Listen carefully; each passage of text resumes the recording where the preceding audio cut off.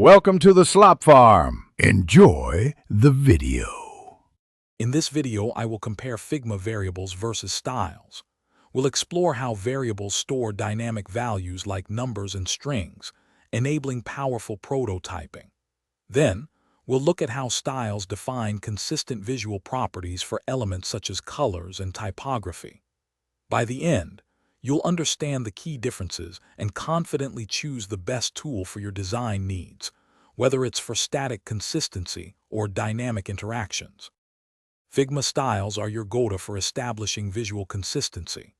Think of them as global presets for properties like colors, typography, and effects. When you define a primary color style, for instance, and apply it across 20 different buttons, changing that one style instantly updates all 20 buttons. This ensures your designs maintain a cohesive look and feel, making them incredibly efficient for managing your visual brand identity. Figma variables introduce a new level of dynamism to your designs. Unlike styles, variables store actual values, allowing for powerful conditional logic. Imagine defining a variable for a spacing unit of 16 pixels, or a Boolean for a dark mode toggle. This enables you to create interactive prototypes that respond to user input, switch themes, or even display different content based on specific conditions, offering immense flexibility. So which is better?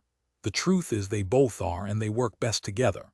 Use styles for your foundational visual elements, your consistent colors, text, and effects.